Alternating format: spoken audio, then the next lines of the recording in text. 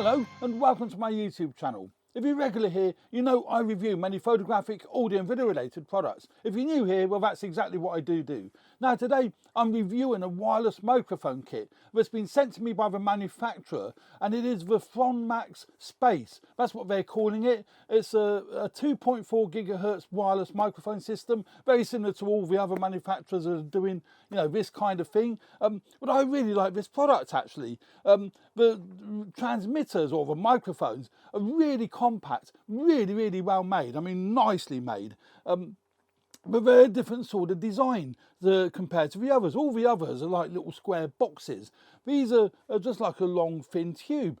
No weight to them, but beautifully made. This kit has been well thought out. Now the actual transmitters, there's two of them in the kit, so you've got two transmitters, one receiver, nicely designed, really compact, but there isn't loads of buttons on there. For the person you're handing it to, they get confused as to which buttons do I push to turn it on, turn it off, mute it, whatever. So you've got each transmitter there, you've got the microphone at the top, that's obviously, you know, useful. They all tend to have built-in microphones, but it has also got a mic input for a lavalier mic on the bottom there, as well as a USB-C charging port. And the only button on here is obviously the on-off button, but it acts as a mute button as well. You can see at the moment there, two blue lights are on solid. That means that it is actually transmitting to the receiver. Push it in once and then that'll mute it and it'll flash, so you can actually see that blue light is flashing, and you get the same corresponding thing on the receiver, but it's muted. So you push it in again and that unmutes it. So one button, one switch. That is great. And the audio quality is awesome. I've used these microphones on one review so far, so I've only had them a couple of days, and I really liked the rich sound that this microphone produces. So very happy with the sound quality from this particular kit. Now I can't demonstrate the sound quality right at this moment because I'm showing you the kit. You can see here that's the two transmitters. They're both identical, which obviously they would be. So if you are interviewing two people, you just give them each a microphone. And the kit does come with two lav mics, two lavalier mics. And it comes with a windsock already fitted to the lav mic. That's really handy, so that just plugs straight into the bottom there. A good firm connection. There's no way that's going to fall out, so that's a good firm connection on there. You know, again, nicely made piece of kit. And then the receiver, again, very simple design, but a lovely screen, a really nice quality screen. And with my poor eyesight, it's ideal to be able to have a receiver where you can clearly see the audio levels. I do find on some of these receivers, you can't clearly see the audio level at a reasonable distance. So you can clearly see the audio levels on the display there, and I think that is fantastic. So many of these devices don't have a clear audio display. This one does, and I think that is great. It does dim after a while. I'm sure you can go into the settings and stop it from dimming, but it has dimmed. You just push the button and it will come back on again. And it's got various features on the receiver, which is great. But again, most of these microphones have a similar sort of features.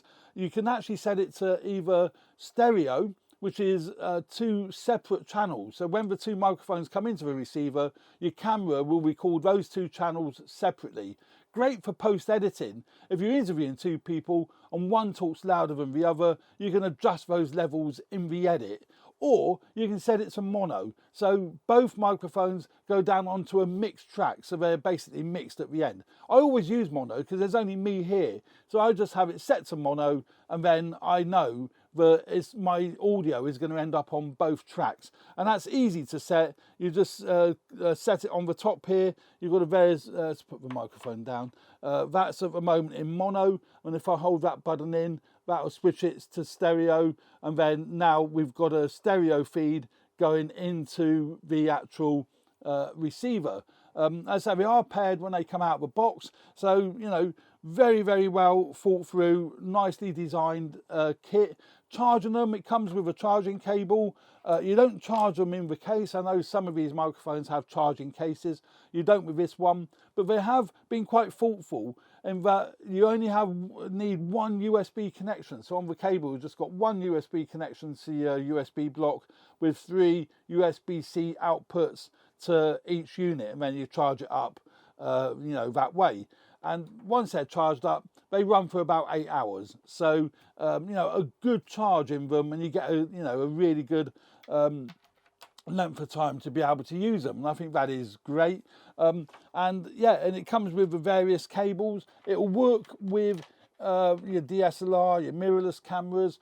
They supply cables to use it with either your iPhone or your Android phone. So, these are the standard TRS cables, or the TRRS cable. I think we call them TRRS, isn't it? Something like that. It comes with all of that.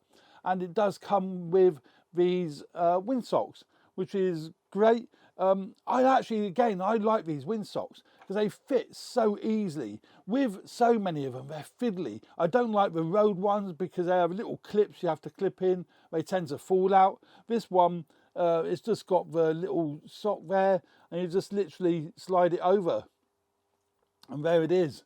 That's on, and that ain't going to come off. That's a great fitting, and that is really, really good. So all in all, a really, really nice package. It does come with this little soft case. So you've got your pouch at the top here for putting the cables in, and then you can put your 2 transmitters and your 1 receiver in the pouch there. And off you go with that. The packaging is really smart that it comes in, as well as having your transporting case. The actual microphone was sent to me in this really, really nice case. It's a bit overkill, I think, to be honest, but presentation wise is lovely, really, really good. Obviously with the instructions, and then all your accessories go in here, and your microphones was in here. So yeah, really, really nice fancy case. A bit overkill, but there you go. But nice case. So what we need to do now is go outdoors, test the range on these microphones. The manufacturers say 80 meters. So I'm going to test that. I don't think I can go 80 meters. I can go about 30, 35 meters down the end of the garden.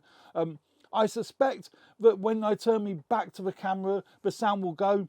Does tend to do that on most of these wireless microphones. I don't see this would be any exception to that, but it'd be interesting to see how good it does work at a distance. To be honest though, these tests are a bit pointless really, because the vast majority of people that use these sort of microphones are not going to be interviewing someone so far away that the viewer can't see who it is that they're interviewing or they're talking to. So I really can't see, the need for that, but we all like to see how well they do work at a distance. So let's go outdoors now and see how good they are outdoors, and then when I get back I use those microphones for actually finishing off the review of this video. I've come out to the garden and I'm going to walk down the garden path as I normally do with these tests. I've got the microphone obviously on me, and I've got the windsock put on, so it should be really good. I've got the audio going into my Canon R50, so it'll be interesting to see how good the audio quality is from there. I'm just going to get some cutaway shots on my little Sony ZV-1. In some respects not the best vlogging camera because the lens is a 24mm lens, or equivalent to 24. Would be nice if it went a bit wider, but let's now go down the garden path and see if we lose audio. As I said to you earlier, if I turn me back to the camera, we may well lose audio, but we'll see how we go. So now we're going to go down the garden path. Hopefully it doesn't piddle down with rain. It does work on a 2.4 gigahertz frequency, so there's no license required to be able to use these microphones, which is great. You should be able to use them anywhere, same sort of frequency that routers work on. So if you are in an area or a location where there might be a lot of people using Wi-Fi, you might want to check that you don't get interference. I've never had interference, but it might be well worth checking. So we're down here. I will put in the video how far away I am as I walk down the garden path, but we're now still in line of sight of a camera, so there should be good clean audio, particularly as the manufacturer says it will work up to 80 meters. I don't normally have a problem from this sort of distance, but it will be interesting to see. So let's go down a bit further. Now the little ZV-1's producing nice colours. It should produce nice autofocus, so it'd be interesting to see that as well. But the audio that you'll be listening to will be coming from the Thronmax Space 2.4 microphone, or 2.4 gig microphone. Again, I'm going to put in the description how far away I am. I can still see the camera, so I suspect the audio will still be okay. Obviously my ZV-1's picking up audio, but I won't be using that audio, I'll be just using that to sync it to the main track. So let's go down a bit further if I can, if I don't trip over anything. So let's have to bleep that out. So let's go down here. Dear me, it's like a forest. Our garden really is just like a forest. So let's go down a bit further. Okay. Now I definitely can't see the camera on this occasion because I'm obscured by the greenhouse and foliage and trees and bushes, but I am kind of hoping that we can still hear the audio. I suspect we probably won't, but I've gone as far as I can really. I don't think I can go down any further. No, there's too much in the way. So I've gone as far as I can, but what I'm going to do now is go round to the pond, which is a bit further away and it's a bit noisier. So we'll see how good the audio is when we go round to the pond. Let's go round a bit, go round here.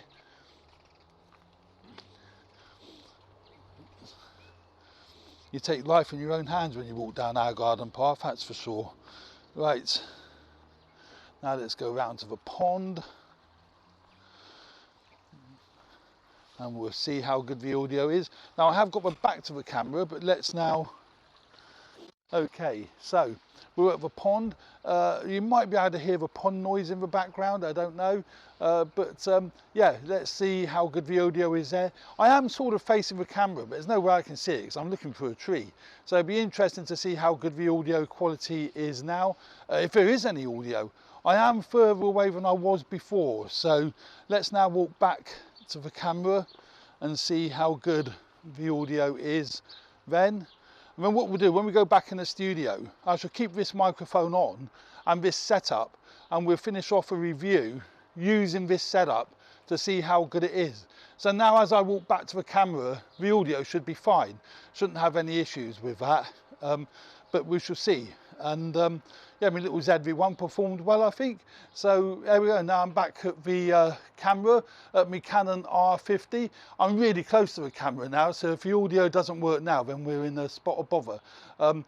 Yeah, so that should be working fine. Now let's go back into the studio. I'm going to have a quick listen to the audio first before I finish this review, so I can talk confidently what I think about the audio quality and how well it works at these sort of distances. So there we go. What an interesting experiment that was. Now, I regularly test radio microphones and wireless microphones. I go up and down the garden path all the time with different brands of microphones, and all of them always drop out as I turn me back to the camera and I get further down the garden path. I found with this particular kit, it didn't drop out. It was fantastic. It was absolutely crystal clear all the way down the garden path, even with me back to the camera, and I found that really, really good, particularly as there's so many obstacles, particularly trees. I've got bushes and various other obstacles in the way. There's a workshop in the way, and particularly when I go round to the pond, that's even further away, and even with a back to the camera, still crystal clear audio. So I really do think they're great. Now, as I said earlier, in reality, how many times are you going to be using wireless microphones where the presenter or the person you're talking to or the person you're interviewing, whatever it might be, is going to be that far away from the camera that you can't see the person? I know it does happen occasionally, but on a regular basis, no, it's not really going to happen. But with these mics, you can actually do that because they work really, really well. So there we go. That was the distance test with the microphones. I'm still using the microphone. I've got it connected to me now, or connected to me. I've got it on me pullover now. I've taken the windsock off because there really wasn't any point in using the windsock indoors. Now, I have to confess, I use my Canon R50 for outdoors. I've actually switched out and put it on my Sony A6600. No specific reason for that. I'm using the Canon R50 over here as a wide shot now, and I'm getting the close-up shot on my Sony A6600 with the Thronmax space microphone connected to it. Now, I did have the audio level set a little bit too high on my R50 when I was out in the garden, and I didn't really notice on because there's no headphone jack on the R50. I didn't really notice that by looking at the audio levels. But even then, you can still bring the audio levels down and you get really good audio. So I think that is a testament to the manufacturing quality of this microphone. But even if you do set the levels a little bit too high, you can still bring the levels down and you can still use that audio. I found with these microphones, they got a really good output on them. So you can turn your levels right down on the camera and have a higher output on the microphone. And that is great because you get better quality. The preamps in the Sony a6600 are not that great. So the lower the levels you can set in the camera, the better your audio is going to be. And as I say, I've got it in my a6600 now, and I think the audio levels are going to be great for finishing off this review. I will leave a link in the description of this video where you can get more information about this microphone and where you can pre-order it if you so wish to do so. I actually think it's a great microphone. I will be using it on a regular basis because I really do like this particular microphone. So there we go. They also do say that there's zero latency with this particular kit. I think that is probably true, to be honest. I've not noticed any lip sync errors or whatever with this microphone when I was during the course of editing. I'm looking at the computer as if it's on the computer, but it isn't. But yeah, during the course of editing, I've not had any issues with latency. So again, I think that's a great testament to the quality of the manufacturer of this particular piece of kit. So there we go. Hope you found that useful. Please subscribe to my channel if you haven't already done so. Hit the like button if you like the content of my videos. Really, really appreciate that. And stay tuned for more videos relating to video photography, audio, podcasting, so on and so forth. Cheers for now. Bye.